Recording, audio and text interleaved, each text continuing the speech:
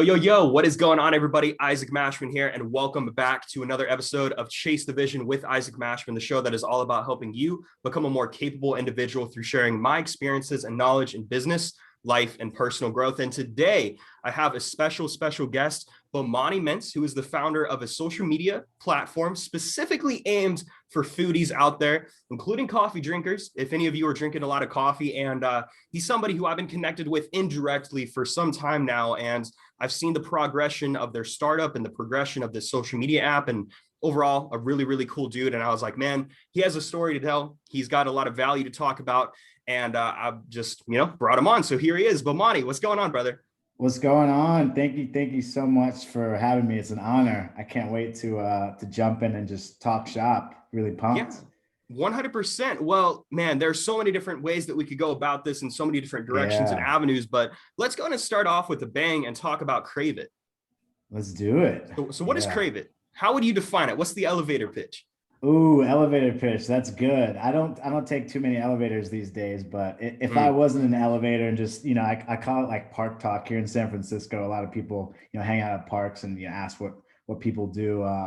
But Crave It in a nutshell is a social app for food lovers, and we make it fun and easy to find and share what to eat, what to cook, and what's new and what's popping with food in general. And it's a platform where you can upload homemade dishes. Maybe you're barbecuing, maybe you have family recipes that you want to update, all the way to restaurant content where you're eating, events, restaurant experiences. So it's truly a social app dedicated to food and all things food, as well as we're seeing coffee drinkers are on there, martini drinkers are on there, cocktail mixers are on there, right? So it's really a platform for food and beverage, and it's fun. It's a great way to build a community with people that share similar interests or like find out new stuff. We were just hearing from a user the other day, like I had posted a Burmese meal, and they reached out and they're like, I've never had Burmese food before. Like, I'm in Denver. I went ahead and found out where my Burmese restaurant was in Denver, and I tried, and I'm so glad. Like, I would have never potentially known or had this food without that. So some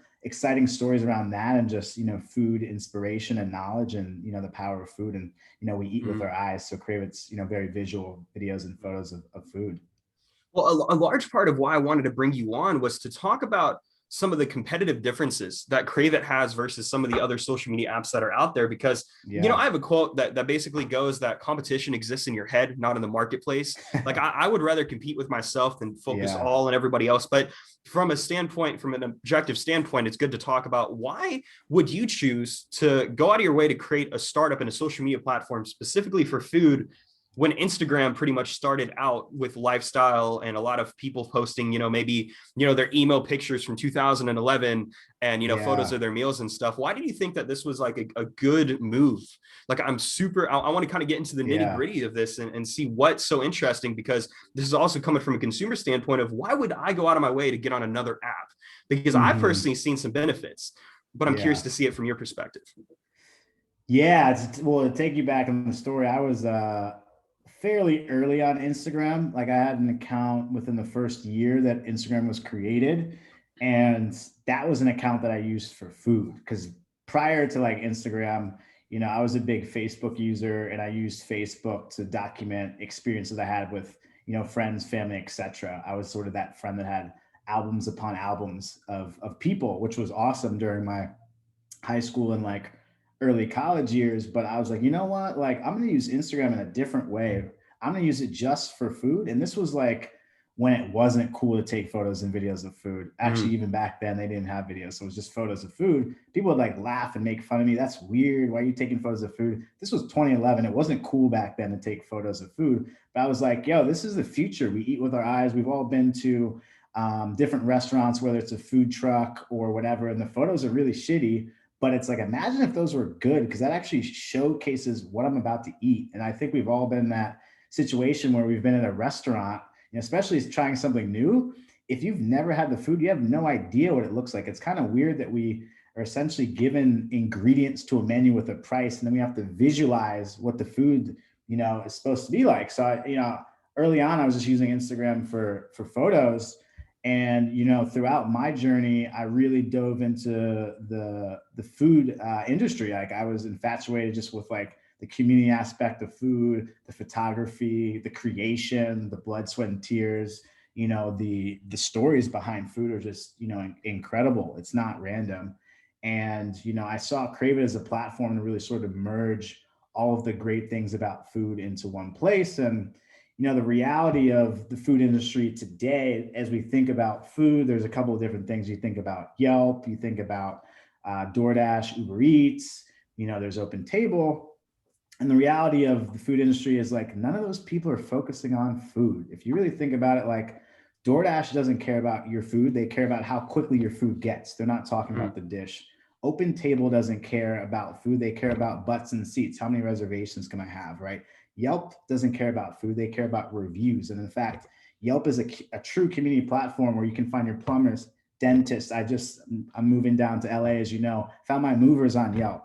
Of course, there's restaurants on Yelp, but that's another catch-all. And you mentioned, back to like Instagram, like Instagram's great. It's a catch-all. It's, positive in every specific way for, anyone can be on Instagram and, create a community. But the reality is like community is more focused on niches, and what we're seeing across, tech and how things are evolving. People are tired of the catch-all of like, I don't know what I'm going to get. Yeah, that's cool. But it's like, it's random. And we're seeing with this new Web 3.0, people are really focused on true communities. One example is like LinkedIn. When you go to LinkedIn, it's just professionals.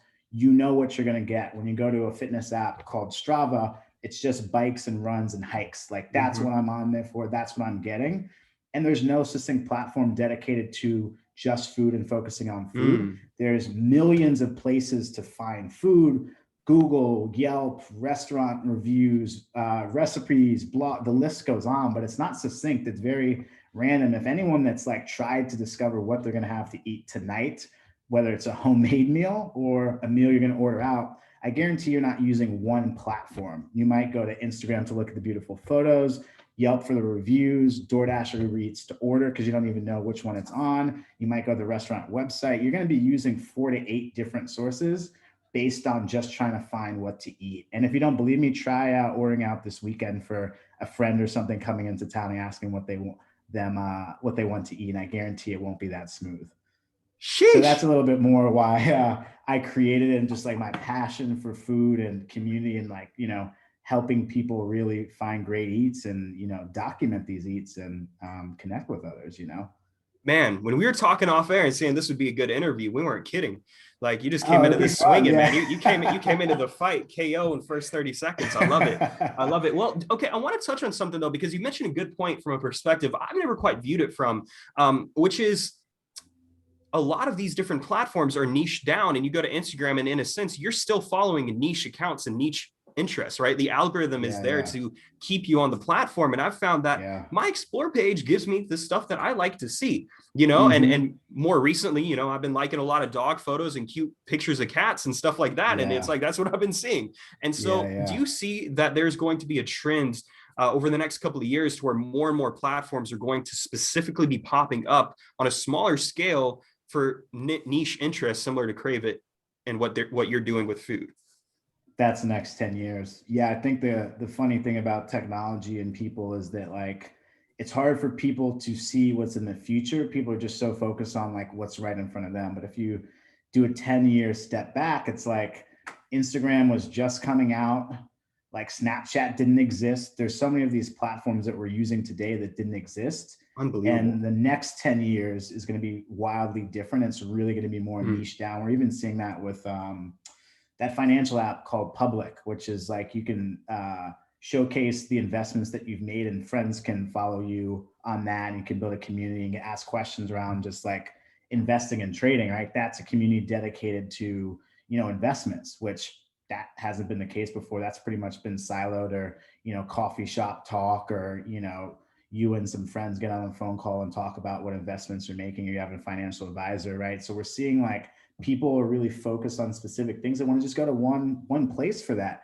And that doesn't mean like apps are dying or like, it's not popular. It just means like, like Instagram's cool if I want my catch-all, but then I have 3 other apps dedicated to these interests, and I can really deep dive into that interest and really be in that community dedicated to those people that also have a similar feeling about, what it is that, I care about. the evolution of the marketplace. And it's like, so Yeah. from, taking a step back, it seems like y'all are actually hopping on the trend before a lot of other people are hopping on. And I'm thinking about Strava, because I've been on Yeah. Strava for the past 3 years, and I will Oh, admit I cool. haven't Yeah. uploaded it nearly as much as I should lately. Yeah. But I Yeah. will say that when I'm uploading and stuff like that, I have the highest engagement on Strava than any Mm, other social media platform. And I mean, it's specifically for tracking workouts and things of that nature, yeah. but I don't know anybody I'm connected with. I think I have like 400 followers there, and I'm following like Yeah. 1,000. And my engagement's higher on that platform. And I think that That's so demonstrates a interesting. direct reflection of the engagement Yeah. rate.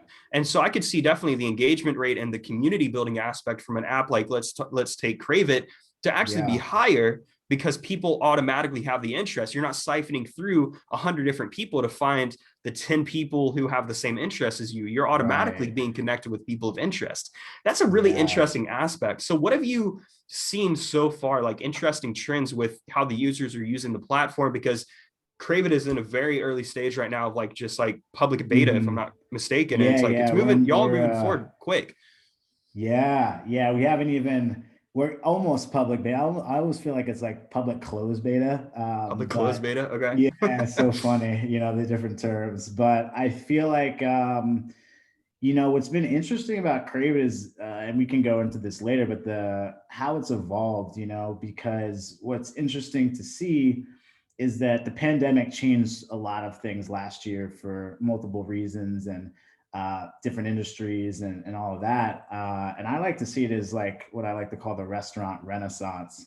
And basically what ended up happening last year, both people that were in the food business industry, as well as like, just normal people, for food lovers like you and I, like people were forced to do stuff they didn't want to do. So like, for example, a lot of people became home cooks because like they either didn't want to order delivery or the restaurants were closed, so they were forced to. So that also helped with recipe creation, right? And excitement around trying new things, new recipes.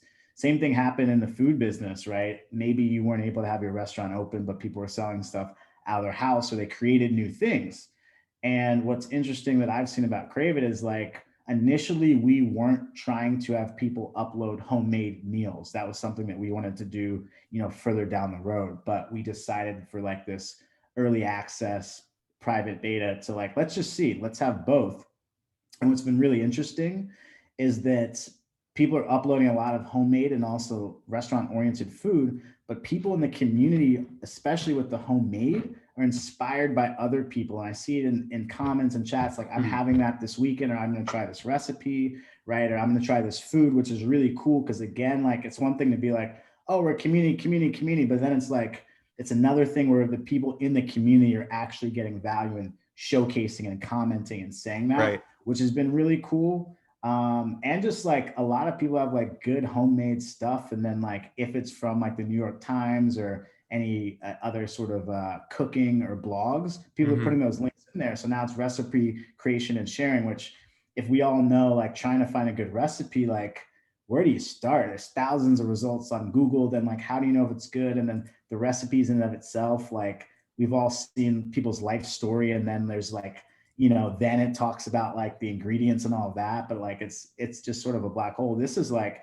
hey, photo or video first. Does this whet my appetite? Cool. Let me get the link. Right. So it has a whole new meaning, but it's awesome to see people are uploading different types of content, which means it's valuable for at home as well as going out. So realistically, like they can use Crave It for any type of food situation at the moment. And this actually goes to speak about personal branding. We can't have an interview not talk about personal branding in Yeah. 2021. People are more likely to trust a person who they can relate to and see and like see instances of their life. And so although we're not maybe, following the person and getting to know their kids and what their dog's name is, we're still following what kind of food they have. And then that you could see patterns maybe develop with what they post, what they like, what they drink, what they eat.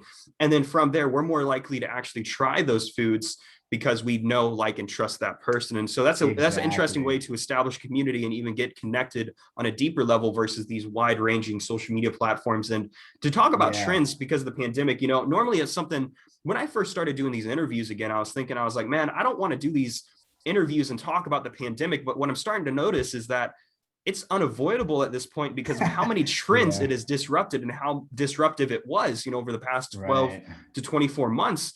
And we've seen these different, I guess, I don't even know what term you could use, a white label or whatever, but take Mr. Beast, for example. He launched the Mr. Beast burger line or whatever within the past couple of months. I don't know if you're aware of that, to Yeah. where I don't even know where I'm getting the food. It's from a restaurant, but it's like, I don't Yeah. know what restaurant is actually making these burgers and then sending it out. And then Right. there's another local place where I'm at called It's Just Wings, and there's no Uh-huh. physical location. From what Yeah. my girlfriend was telling me, it's actually developed through Chili's. Like the Chili's founder was like, let's do this online brand, this separate brand Yeah. for online orders, specifically focused around wings and stuff. And I'm like, Yeah. you're Yeah. kidding me. And I think Yeah. that that's a trend, and that could be some way that Crave It can kind of play in to be like, should you order from Exactly. this brand? Like, where does this food even come from? So super, Yeah. super excited to see the evolution of that. And now you got started with this in 2019. And previous to Crave It, you were working at LinkedIn. I know you touched on LinkedIn a minute ago. Yeah. And so I want to Yeah. talk about Yeah. that too, because it seems like whenever somebody talks to somebody who's from like one of those big tech giants, it's like we want to Uh-huh. get the insider secrets. We want to get the scoop of how does it Yeah. actually I'm behave on open. the I'm back end. open. Yeah, I What mean, was it LinkedIn like? was the most incredible company that I've worked for other than my own company, Crave It. And it just really made a huge impact in like my career. So like what I haven't shared that I'll share now is like coming to San Francisco and working for LinkedIn wasn't random. I actually just started building a food app in 2014 in Houston, Oh, Texas, where I was living. So this has been like a seven never and a mind. half year Okay. journey. Wow. Yeah. So I was in Texas, realized I hit a glass ceiling. I was working in oil and gas, specifically like in recruiting, because I just love helping people find jobs and really, change their lives, because helping people get new jobs and making more money really does make an Mm-hmm. impact on people's lives. And I was a huge avid LinkedIn user. One of my best friends, girlfriends at the time, got a job at LinkedIn, and I was like, oh my gosh, that I got to get out there. I was watching Bloomberg West, and I was like, I hit a ceiling in Texas. There's not really any tech. Like Austin wasn't popping off the way it is now, and like Houston was mainly just oil and gas. So I was like, I need to get out to the West Coast to like work in tech, know what it's like to work in tech, and B, to start my own food tech company. Like I need to work in tech before I do that. I was blessed enough to get referred by her to LinkedIn. So that started my tech journey in 2015. So I was at LinkedIn for 4.5 years. Incredible journey, just like really believe in the mission, the culture, the values, the people there, like really changing the world. The most intelligent people I've ever worked with, and also the most open-minded people. And not just like in San Francisco, I'm talking like globally. Like the way they hire at LinkedIn is like the cream of the crop, and everyone that Mm. leaves LinkedIn that goes to other big tech companies, startups, always says like the culture and the people at LinkedIn is unlike any other company they've ever worked for. Mm. And I think that really shaped me in my career as far as like how to treat people, how to work together, how to really believe in a mission and vision and execute that on a daily basis. And then also like what it's like to have a large company, but also have the resources, sort of, because I worked in many different business lines at LinkedIn, and also have the backing of feeling like a startup and being scrappy and doing stuff for the first time and scaling out global solutions and stuff. So it was like amazing. Some of my best friends now, like I met at LinkedIn, and it's not like that kind of culture where it's like, hey, what's up? I see you at work. We're not hanging out. Like the majority of my time in San Francisco, like all my roommates and I either worked on the same team or like we're like really close pretty much as far as like next team and everything. So it was, incredible experience. I wouldn't be where I am today without LinkedIn. What made that culture different? Because this is something that I'm seeing Yeah, more and yeah. more people starting to come to understand and talk about. The company culture, it's like establishing Oh, the it's values, everything. establishing the Yeah. vision. Now it's really easy to come up with a list of different values and like, okay, this is what we stand for, and that's what I just did for Mashman Ventures. Like, can't lie, Yeah. like that is important, but at the end Yeah. of the day Yeah. there's a lot more that goes into that. So what was so different? I mean, whatever you could talk about, Yeah. pertaining to how they were building the culture and how that impacted you outside of the company as well, hanging out with friends, going out for drinks maybe with other people who were on the team. Yeah, I think a lot of companies have sort of like pillars or culture and values that they want to implement. Mm-hmm. But the reality of it is it takes a village to actually implement those cultures and values in companies. And it takes the leadership, the ability to trickle that down to different, managers, departments, etc. So like one of the biggest examples, at LinkedIn is like the CEO, every time we opened up with all hands, or for those people that are listening that don't know what all hands is, it's basically like company meetings. I'm not really sure why they call it all hands. Like I was telling my team the other day, we should call it all heads, because it's like, people are there versus like all hands on deck, maybe. yeah, that's where it comes from. It's kind of funny though, but every meeting, every company meeting, he always opened up with our mission and vision, every single meeting, like without fail. So that was one way, right? Which then resonated down to VP, director, manager. Within LinkedIn, there were multiple cultures and values, and those cultures and values were like basically set on a daily basis, not in like a brainwash or like making fun of them, but just like one example is like relationships matter, right? So what that means is like, hey, the company you have is the company that you keep. And if you want to get promoted, if you want to try something else, like you have to build relationships. So it seems like, oh, that's simple. Like that's not really a culture value, but that was like one of the reasons why I performed well at LinkedIn. And also a lot of people knew me at LinkedIn, because like I wanted to network and meet as many people as I wanted, Well, I mean, that's how you got the job to begin with, right? Yeah. That's a perfect testament. Everybody complains how difficult it is to find a job, and that's why you Yeah. need to go out of your way and connect with the people who work there and build up those relationships, like, and build up genuine relationships with them too. Don't just like connect with somebody just to use them, but connect with them and also see what you can do to provide value from, a different standpoint. Yeah. So that was a big one. Like, humor is like really a funny one, but it's like, don't take things like, be serious, but don't take things so seriously. So a lot of people have like a funny sense of humor, like at LinkedIn, even though it was like serious. It was like, you can have meetings and just be like straight to the point, but there's a way in which you can finesse and have humor into serious stuff. And that was also something implemented in like culture and values. So those are some examples of like how it shaped me as like a founder, and like the company that I'm creating. It's like, what did I learn from LinkedIn, from culture to values, and how can I apply that to what I'm building, right? So I mean, it was just an all-around healthy environment, for sure, that I was a part of. Very thankful, because I've been in so many unhealthy environments, and you know when you're in an unhealthy environment. Yeah, you just you have that gut feeling. Now, yeah, interesting though, because social media seems so distant and cold.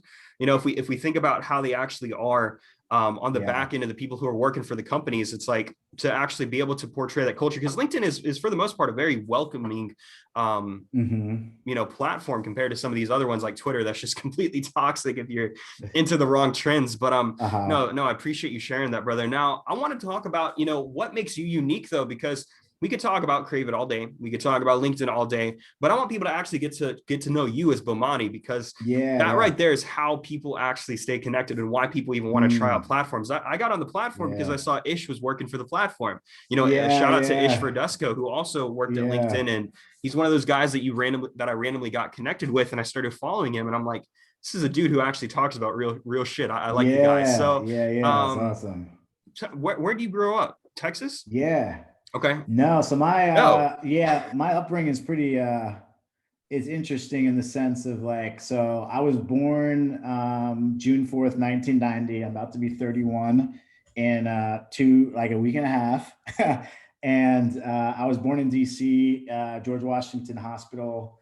And I'm one of three siblings. I'm the oldest brother. All of my other siblings are 3 years apart.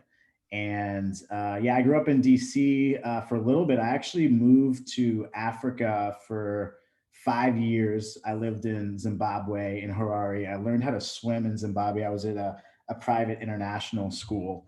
And why that's relevant is because when we moved back, because my dad was a management consultant, so he has like international projects that he works on for like public infrastructure for of companies. We were there for a couple of years, moved back to DC, and then after that moved to Northern Virginia. And I started like my stint of living in Northern Virginia, which is basically like, depending upon where you live, like anywhere from 15 to 30 to 45 minutes outside of DC. So very close to DC. It wasn't like I was in the sticks, but I was a swimmer, and I'll never forget like one of my substitutes in first grade. Her her name was Mrs. Coffee, and she was like, hey, like, do you have any plans for the summer? Like, are you doing summer camps, any sports leagues? And I was like, yeah, I'm doing summer camp. But she was like, you should come swim. And I started competitively swimming when I was 6, and I learned how to swim in Africa. So I kind of had a little bit of a leg up, because in gym class in Africa, we would have a pool at school and just like practice swimming. But that started like my competitive swimming career. So I started competitively swimming since I was 6. I stopped competitively swimming when I was 21. So you can imagine that was, a long time. But that's honestly where I learned my grit and hard work and goal setting. Cause like swimming is extremely difficult. It's disciplined. And like I was swimming like over 24 hours a week, just with practice, 6 days a week, 2 to 3 days. There were doubles. So that was like 5.5 hours, 6-hour days of swimming with weightlifting too. So that sort of taught me like resilience, how to work hard. If you do what you set your mind to, you can get at things. But meanwhile, while this was all going on, like my dad was big into technology. So like I was blessed to grow up with like, I still remember like a Palm Pilot, the first iMac, iPods, iPhones. And I like was infatuated with technology, and he would show me all this technology. But like living in the DC area, like it didn't dawn or occur to me like, oh, like there's technology jobs. It was just more of like, oh, like, if you're in technology, you have to be like a software engineer, and like, that's it. But I love them. Like, I loved apps. I had the first iPhone. Like I was just always infatuated with it. And then, Facebook came around, and that was like the coolest thing. I was a big AIMer, but like I use Facebook as like documenting my life, as I sort of mentioned earlier. But again, like I wasn't making that connection of like, oh, there's jobs at these companies. I was just a user, literally a user of the platform. Like a lot of us that don't like really be like, whoa, like these tech companies are huge. There's so many different opportunities to work. Like it's not just engineering. So I grew up infatuated with technology, but I also was like very infatuated with like music and just like creation. Like my first love was actually fashion. Like I wanted to be a fashion designer. I like design clothes, and in college I like created my own line, Bomani Mintz, which I still might create and like launch. That sounds like a designer brand, man. Now that you mention it, I guess so. Now that you say it, I want everything. I want the first drop. I got you, man. I got you. So I was just sort of like, I was more creative than I thought. And like, I went to school, I did marketing, then I switched to PR, then went back to marketing. I wanted to go into fashion, but my dad stopped me, because he was like, if you go into fashion, you're pigeonholed. And if you're only in that world, you can't, go into something else. At the time, I was like, he doesn't know what he's talking about, but I ended up going back and doing business. And, that's sort of like the story in which I became like really interested in creative stuff. And like someone that really changed my life was Kanye West. And the reason Kanye West really changed my life was like, this was, years and years ago, but like, I basically learned from Kanye, like, you can be whoever you are, and it doesn't matter what people think of you, just be your authentic self. And I carried that throughout, all of these different years. I mentioned like people were laughing at me because I was taking photos of food. Now everyone's taking photos of food, right? But like that wasn't hip, but like I didn't like that wasn't stopping me from doing it because people were like making fun of me. But that person, like he made a pivotal impact in my life. And those people who are Kanye West fans know that you're really more of a fan of yourself if you're a Kanye West fan. And it helps, believe in who you are and who you want to become. So that really shaped me as an individual with tech, with the swimming, just being like creative. And like, in fact, my last year in college, like one of my buddies and I tried to create an app, and like, I thought I was going to work there full time. It was basically like Groupon mixed with Twitter. So it's like daily deals that we had in Richmond, Virginia, where I went to college, and it ended up not like panning out. I ended up, moving to Texas after graduation. But yeah, it was like a little bit of my life, but I was also like taking photos of food, and like, I didn't realize how much that would materialize until I moved to Texas. And that's when my love of food just like exploded, with just the different cuisines, the culture. And I became infatuated. Like I was working at any company possible for events, catering on the side, just to literally get a taste of like food. And then that's kind of when I was like, yo, like I'm inspired by Chef's Feed, which is basically like a social app for chefs where you can see like what they like to eat and where they like to go and taste made. And I was like, yo, I can create my own platform dedicated to food. So that's where it all kind of like evolved from, with years of just like in the back of my mind, thinking about tech, being inspired by community, like wanting to help people, all the way to like, you know, loving food and wanting to build my own like company. I've always wanted to build my own company. Now, who is your favorite chef? You touched on that. Who's my favorite chef? It's a really hard question. I have so much respect for David Chang. I would say he's sort of my favorite at the moment. Okay. Yeah, just like his presence and like the way in which he is making food cool and less stale, in the sense of like, what's a good example? Like, he's not making it stuffy. And what I mean by that is like, you know, it's kind of like the food's kind of like the wine industry, which is evolving right now. So like wine, as we all know, is stuffy, you know. A lot of people don't know like what the wines are and stuff, but it's a stuffy thing. It's like highbrow. You have to dress a certain sommeliers like, sniffing the wines yeah, and where swirling did that, it. Yeah. like I get that, but it's also like, it also doesn't have to be like that, right? Exactly. And David Chang has that ability to have, yes, highbrow, high class stuff, but he also has shows like Ugly Delicious, where he's just like going around eating food, having good conversations. Like, it's not high class places, but like that's a lot of the way in which we all eat. Not everyone goes to these high class places all the time, so he just makes it like more bare bones, more accessible, more of like, hey, like this is real life. Like, you know, the best tacos doesn't have to be from like an upscale taco place in LA. Like, it's on the corner right here that like isn't on Yelp or Google. Yeah, it's like that's the neighborhood spot, but these tacos are like, you know, the best. So it's like really cool to see, and we're seeing that happen a lot more now, which is cool. You know, I think Anthony Bourdain did a really good job with elevating the food game as far as from a cultural perspective of what we've missed. But David Chang's style is a little bit different, but it's like you need those Anthony Bourdains to sort of break down those barriers for people to feel comfortable and to really like express themselves. So that's sort of my long-winded answer. I'm nodding my head because I'm honestly don't know who Anthony Bourdain is. I probably am people are going to message me and be like, Isaac, you need to get your shit together. But all you got to do is he's unfortunately he's not alive anymore. He passed away like 2.5 years ago. But yeah, look him up. He was like a big pioneer into just like food and travel and culture. Because my bland answer is Gordon Ramsay. that's my bland answer. Who's your favorite chef? That's okay. Chef Ramsay. Ramsay. Yeah, that's okay. That's okay. You know, talking about that stigma though, I think Crave It, you know, being a platform, you know, okay. This is a good topic to talk about. Instagram, everybody has this. The picture has to be high quality. We have to add a filter. We have to make sure the exposure is right to where that particle of mozzarella cheese on that pizza stands out amongst the rest, and that pepperoni is bright red. And it's that can also contribute to the stigma behind that upper class, you know, sort of mentality of like, let's say you go to Hell's Kitchen or one of the best restaurants in the world.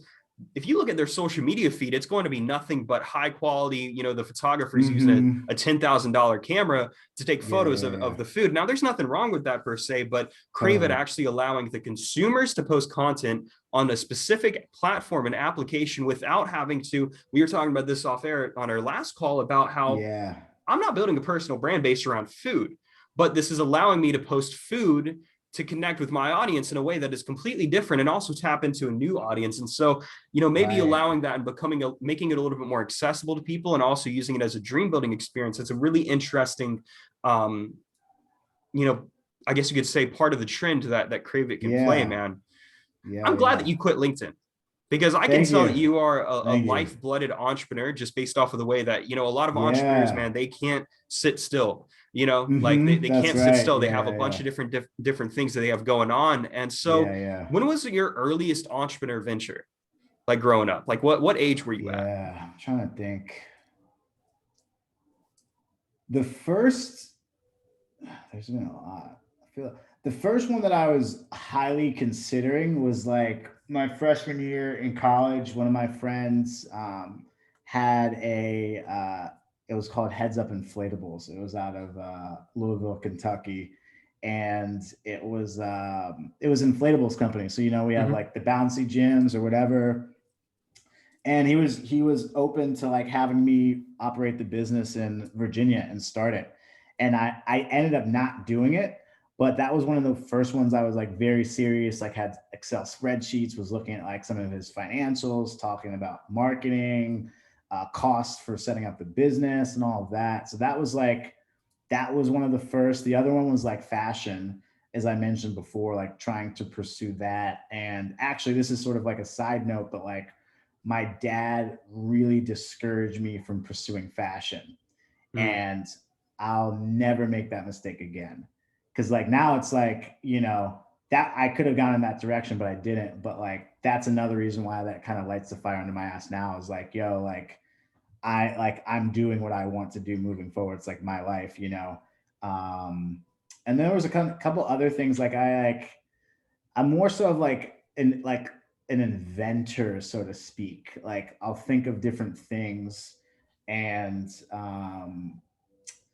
I'll think of different things and like think about like business opportunities around them. But ever since I discovered food, that's like my life's work. Like that is how I want to change the world. Because if I can change the world through what I'm building now, like not only sky's the limit, but the plan is to operate and have so many different resources accessible and available for other people. Going back to that, I like uplifting people. I like giving them jobs. Like this will provide a means to an end to do that, as well as like helping out, some of the global starvation that's like near and dear to my heart too, and making sure everyone at least has like 2 meals a day to eat, So absolutely, fully man. focused Absolutely. on food at the Now, moment, probably my life's work though, honestly. I can't imagine not doing it.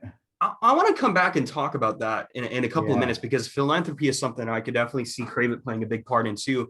And I know Yeah. that I'm sounding here like a salesman for Crave It. I have a tendency to do that when I'm talking about things that I believe in, just because Yeah. I become passionate about things that I see the vision. I become part of the vision where it's like, Right. I can see this. Like, let me go and jump on the ship really quick. Pull my boat to the Yeah. side and hop on board. You Appreciate swam that. for nearly like almost a decade. You said that you quit swimming in like Over a competitively when you're decade. like 21. Yeah. Yeah. Why didn't you Yeah. go Yeah. pro and like pursue the Olympics or pursue like one of the swimming leagues or something like that? Oh, yeah. Yeah. That was, long story short, I wasn't good enough. I also like, I wasn't good enough, and I wasn't like passionate about swimming, as like a lifelong career. Like I coached and did lifeguarding and stuff, which was like cool, but like I never was like, this is the path like for me. Like I had dreams early on of like going to the Olympics. Like I remember my first AM screen name was Swimmer 2008, because I was graduating high school in 2008 in the 2008 Olympics. But I was never fast enough to like get to that level, nor did I like, just it wasn't like something that I was really trying to pursue. I almost wanted to always, another reason why I'm moving to LA, but I always wanted to be in some sort of like impactful role of like entertainment or something, Absolutely. public speaking, something like that. That's where I sort of saw myself, especially like growing up watching it, MTV. It was just that's sort of where I saw myself. So yeah, like didn't see myself long term like being in swimming, which is why like I was transitioning so focused on business. Say long term, yet you were involved with swimming for over a decade. Why do you stay involved with it for so long if you kind of knew towards the end and like probably halfway through that, like, hey, I don't think I'll go pro, but I'm gonna stick with it? What was the idea behind that? Yeah, I think a lot of swimmers go through this. I think partly like the big reason to stick with swimming is like people, and especially like swimmers' parents, they want their kids to get scholarships into good schools and have tuition reduced. Plus, like that's kind of like the path, and then like if you're good enough, like you go to the Olympic trials, go to the Olympics, but that's like a very small percentage. It's so hard because swimming is like literally by the milliseconds. It's not. It's kind of like track where it's like someone beats you a millisecond, like that's the difference between It's first over. and second. Yeah. Right. So it's a very hard, rigorous sport. And it's like, you just kind of get burnt out after a while. So Mhm. yeah, that's kind of a lot of swimmers' stories. If you talk to them, they end up like, quitting. I mean, like, I'll still swim every now and then, but it always feels like work. Mm. It never is like, oh, I just want to, swim today and relax. It's like, all right, like, I'll swim for a workout, I feel good, but like, we're just programmed that way. Mhm. Mhm. So going to Crave It, you talk about the hunger crisis, crossed not even just the world, but even in the United States back at home. Oh I don't think yeah, a lot yeah, of people yeah, understand yeah. how many kids go to school and don't have lunch or don't have breakfast. And it's like, Mm, that's the only meal. And that's another aspect of the pandemic people don't talk about. They don't talk about the kids that don't have food, that were relying on school lunches to go in and feed them so they yeah, had food in their stomach. exactly. So Yeah. now to get to that point, though, there has to be a business model and it has to be sustainable, right? So you guys are in a position where you're able to give back also from a brand standpoint, but also from a financial Hmm. standpoint. What's the business model for Crave It? Because this is something a lot of people are interested in when it comes to social media networks and when it comes to applications. Like, is it a microtransactional business model? Are you Mm. guys running ads? Like, and even then, what is going to be different compared to you guys than the next two? Yeah, I won't share too much on the business model. I'll give some insights into like how we're thinking about the business Yeah, yeah, yeah. model, and Whatever I'll you're make comfortable with, man. yeah, and I'll make some parallels. So like a lot of social apps, as we all know, monetize via ads, right? Mm-hmm. And that's great. That's awesome. That's a huge business, as we all know. Instagram, I think last quarter, I think last year did 150 billion in ads, right? Great business in and of itself, and that's one path. Another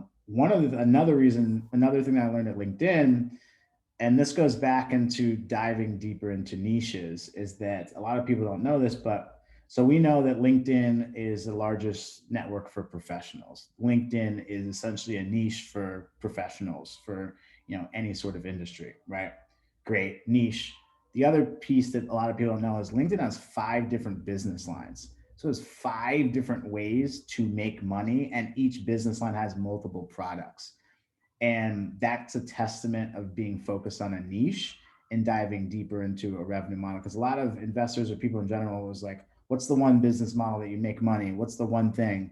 And really powerful companies have multiple ways to collect revenue. Because the reality is, if one of your revenue engines gets hit, you have other ones to subside it. But if you only have one, that is like your hope and prayer day in and day out. And if that doesn't work and that's backtracking, the business isn't safe. And then you might Right. have to think of other revenue models.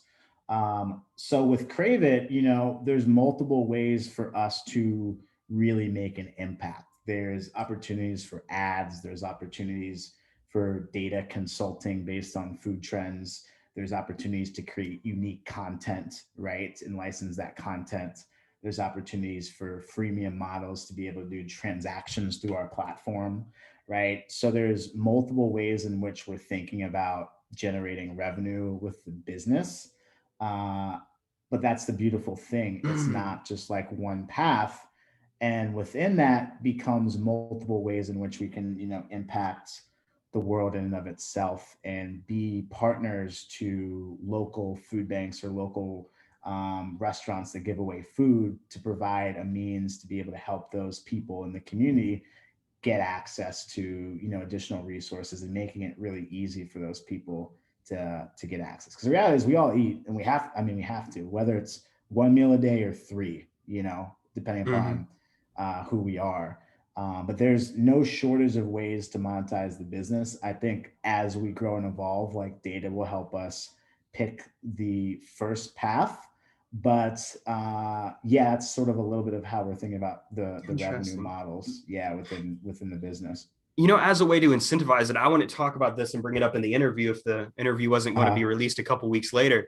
But here's an idea for creators and stuff like that, Yeah. to where, what if you were to allow people who are on the app to actually have a feature called like buy my next meal or something like that, and the creator could actually choose to put the price of how much this meal was, and that would be a thank you for posting the meal. Or what you could also have is a feature to where they could say buy my next meal, or buy somebody else's next meal and have 100% of the proceeds minus the Mhm. transaction fee go towards a charity, to where people within the app are able to support the community and generate revenue for creators, or also the charities, even on a small scale, as you guys grow up. That's an idea in of itself right there, as a way to, because creators, man, I've seen so many different social media apps come and go. And a lot of the times why they don't succeed is because of the people on it, because of the people, the influencers, the people who have the largest platforms. And I don't see Crave It being like an influencer dominated platform, which is something that's a blessing in today's world, because everybody's fighting for that, you know, air time, that space. But no, thank you for sharing that. And that's a large reason why with my personal brand, and whenever I work with clients and say, you need to be on more platforms than just Facebook, my friend. You know, Facebook disappears tomorrow, you're screwed. It's like, you know, you have no brand, you have no security. And then going back to, you know, the business model, and you mentioned finding one niche and diving deep, you know, finding the public relations industry. How many different ways can I monetize this? And then from there, you get really good at one thing. Then that's when you can focus on, you know, taking over the world, you know, taking over the entire monopoly board. And so that's a phenomenal insight. So talk about going and moving to San Francisco. Now, San Francisco is obviously not one of the cheapest places to live in. And yet you're moving to LA, which is also not one of the cheapest places to live in. What's influencing your decision to move from San Francisco down to LA? Oh, so many things, man. I've been dreaming about living in LA since I was in elementary school, ever since I was watching like Brink on Disney Channel and like Rocket Power. And I think the Mighty Ducks even had, they did. They were down in like Anaheim, Orange County. So like being an East Coaster, that was like one thing that's drawing me to LA. That's been like decades. It's kind of funny because I moved to Texas and then moved to California. So I've been getting closer. Creeping your way slowly but surely. The other thing, honestly, is a lot of my closest friends in SF have either moved to LA or are born and raised LA and moved back. So another big thing for me is community. As I'm getting older, like you realize, like you want to be around people that you love and care about. And sometimes people move back, as we all know, to see family. If they've moved somewhere to come back, right? And, you know, I have a large community down in LA, and people that I actually grew up with in the DC area live in LA and San Diego right now. So again, it's like being closer. Killer food scene, international city, very close to entertainment. There's some opportunities we have in entertainment that we'll be doing with Crave It. Cheap flights. Yeah, cheap flights, cheaper than San Francisco, more space, better weather. And it seems a little bit more attainable to build a life down there, if that's like the next step. But nothing's permanent. We're gonna give LA a run for its money and see how it goes. And those are some of the things that are like influencing my decision down to move down to LA and have HQ down there. Right. Stay there for a little while, see how it goes. Miami's a good move too. Florida, what most people don't understand about Florida is there's no income tax. You don't have to pay any corporate tax until you get to a certain point, and then you have to pay that, but there's no S corp tax, nothing like that. It's very business friendly, cheaper. And then I don't know. I personally, Miami's going to be the move for me long term, of like where I could definitely see like growing HQ, man. I've loved the interview so far, and I want to get a little bit deep and personal about the struggles. Now, you had this idea for a social media platform, or for an app-based platform targeting food for, 6-7 years now. What has been the biggest struggle to this, and why did it take so damn long? I think the biggest struggle is like, the biggest struggle is the facade of how easy it is to build something from scratch, and the reality of how hard it really is, and how you truly have to be passionate. Because I think honestly, that's why a lot of, arguably a lot of startups fail, because of capital and, a lot of other reasons. But like, if you're not like obsessing about it, it's already so hard to do it that, you're going to give up. Because like the reality of 9 to 5 is way easier than like trying to build a startup or dedicating your life to it. But I think like my struggles now are different than when I initially started. So like one of my initial struggles was like when I first moved to San Francisco. First of all, I was like broke. So like I went from living in Texas in the top floor overlooking a pool, brand new apartment, $700 in rent. I had my own bathroom, bedroom, split it with two other roommates. Moved to San Francisco, slept on my friend's couch that referred me, then moved into a high-rise building. I was paying $1,400 of rent to sleep on an air mattress and to share a room. And we didn't have any cable or internet in the apartment because my roommates at that time didn't want to get it. So one of the big things that was challenging outside of like having a bad living situation was that, and I've said this before, like at that time, I still think it's true today, this day, if not worse, like San Francisco and LA are very similar in the sense of the Hollywood appeal. So like a lot of people go to LA to do entertainment, and like that's where the hot people are with the industry, right? So similar to San Francisco, it's like people come here to work in tech and to make money to try and change the world.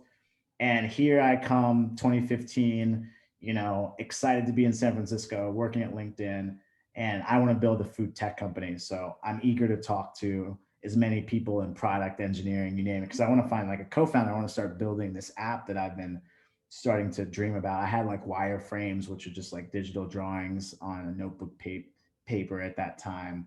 And the experience that I had was way different than I thought. As you know, I'm a big networker, and like I thought it wouldn't be easy to find someone to help build it, but I didn't think it would be hard because you throw a rock down the street and you hit an engineer in California, here in San Francisco.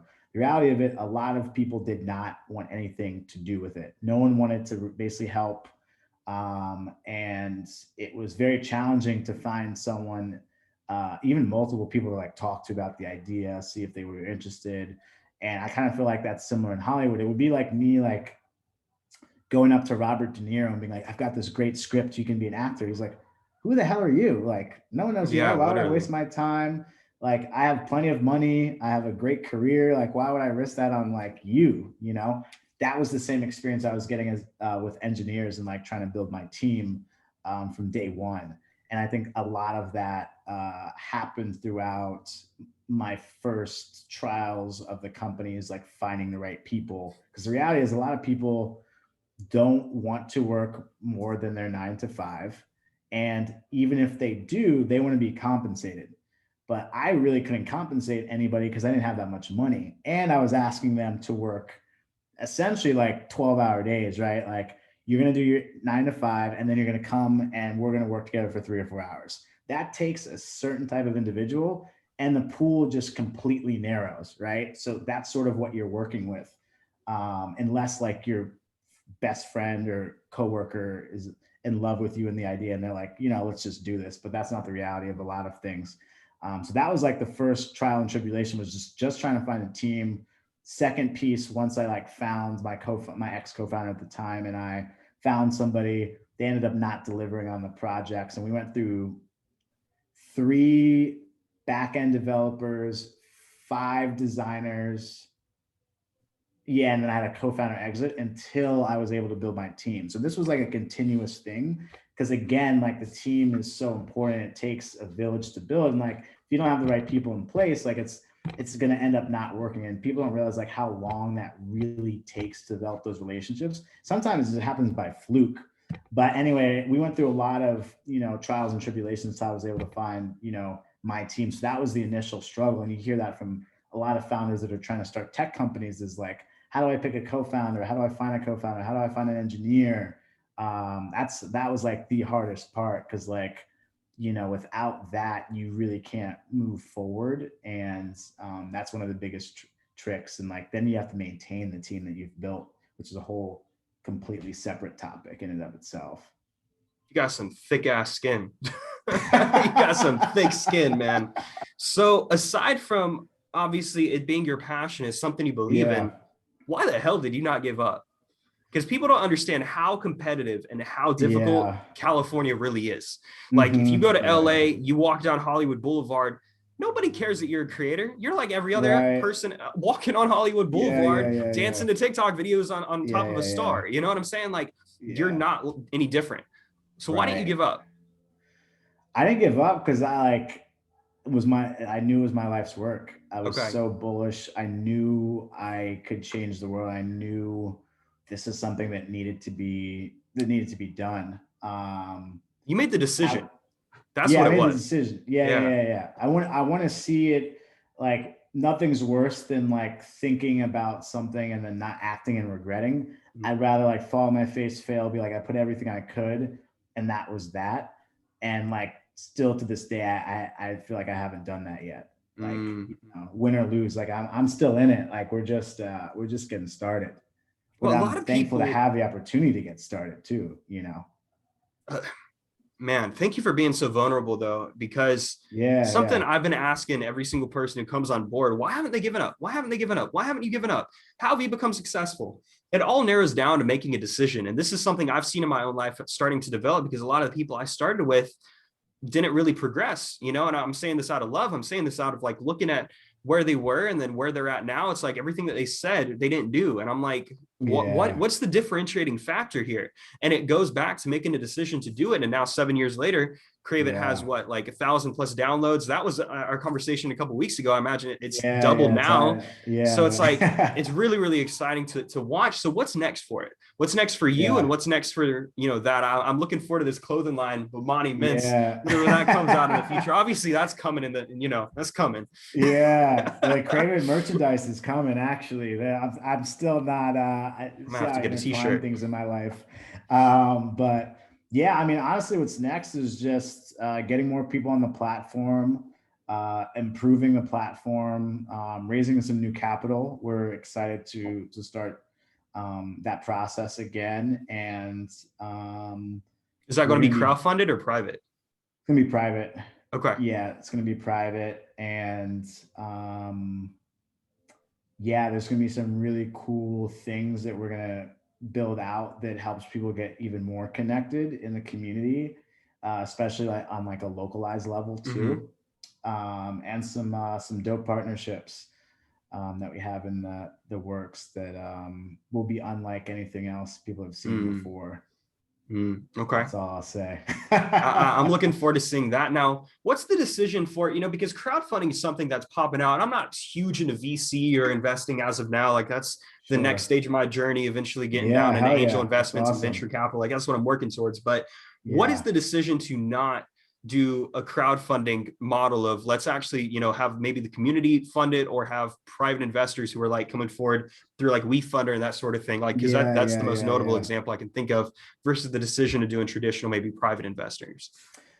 Yeah, I think it's personal preference from the entrepreneur. I initially, when we raised our first round of capital, I wanted to do crowdfunding, but one of my like friends and mentors sort of discouraged me from doing it just because of I guess the unknown of how much people are going to give and how much money you could raise versus like sort of being a little bit more methodical in Mm, raising capital, having meetings and conversations. I think like it's anyone can do it. I guess one of the other challenges of crowdfunding is like depending upon your company and if you need venture capital or not, which is a whole different conversation. But like if you don't raise what you set out to raise or exceed it, and then try and raise like venture capital or something else, then it kind of is like your market isn't even willing to back this. You weren't able enough mm, to raise enough money. Why should we? Right. that's a So great point.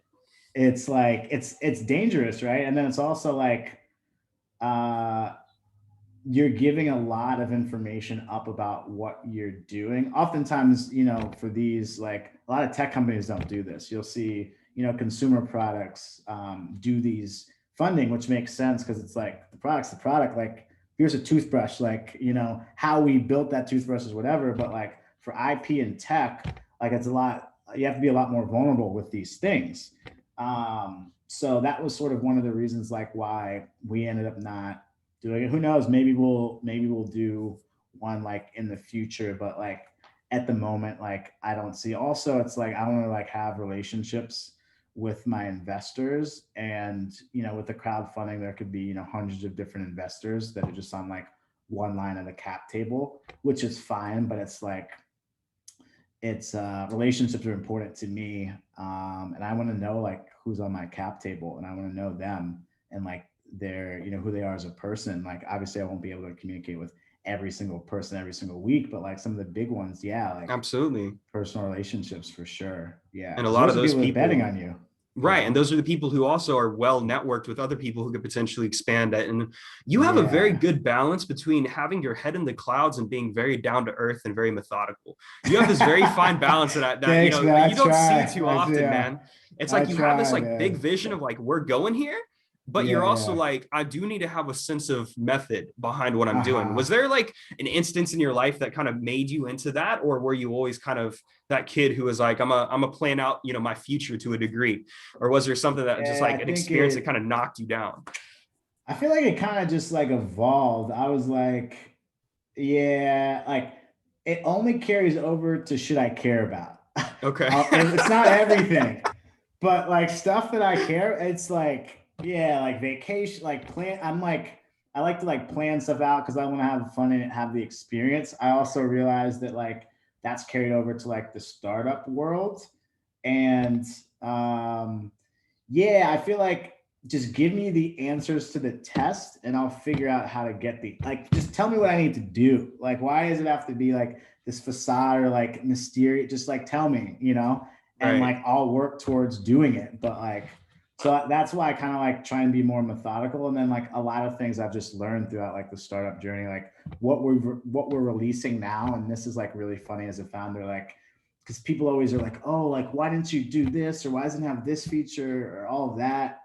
And like, you know, you're a founder, and it's like, what's funny is like, whatever a founder releases is the most watered down version of their idea ever. You think like a founder's like, hey, what I have today is like, that's it. Like, that is so far fetched. And it's like, I learned throughout this journey, even like before releasing it, is like we had a completely different um, platform that we were going to launch, and we ended up deciding to pull back like 3/5 of that because it was too much for Mm. users when they first started. So like if people understand the vision, we're going to get there, but we can't start with that on day one. It's almost like if Instagram launched with every feature that they have now, Yeah, no. stories, messaging, video, reels, blah, blah, blah, versus just like, hey, just take a photo of what you like, right? So that's the gap that we're sort of filling. Not to say that we're following Instagram's vision, but I'm trying to get people to realize like where Instagram is today and where they were, because people forget that That makes sense. stint, you know, of how long it took to get Right. to where it is. And even today, man, it feels like Instagram has one too many features. If I'm just being real, I get lost on the Yeah, app. I'm yeah, like, yeah, where I'm at, how many, how many times did I yeah. swipe over to get to this page? Like, how do I get out? Yeah, But no, yeah, it's like, yeah. That's you by don't start out design. flying private, you start flying out Yeah, yeah, economy, yeah, yeah. and then you're flying on Spirit, and then you might move to, American Yeah, Airlines, and you might go United afterwards, and it's I like, love that's, that. Yeah, that's kind that's of a an good example of how one. it is.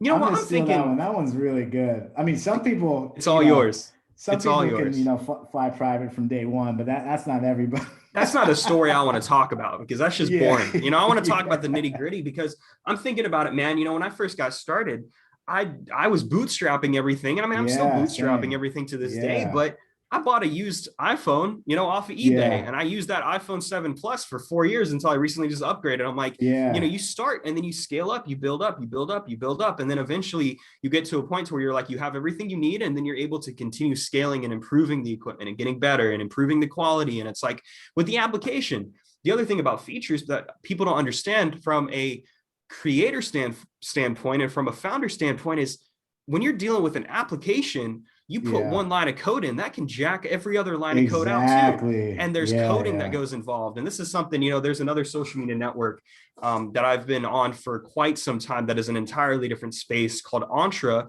which is Yeah, specifically yeah. for entrepreneurship. And it's like they've had so many different features they want to roll out, but it's been steady rollout because they do one thing, the messaging messes up. They put in another line of code, Hmm. it's like something else jacks. And it's like, Right. if you want to Yeah. provide that good experience and build up that community, it's like we're getting there, guys. Like stay on Yeah. board. So, Bomani, man, I want to be Yeah. respectful of your time, but this has been a fantastic conversation, and Thanks for the super excited to opportunity, see, man. where the app goes. Where can people support you? Where can people support Crave It?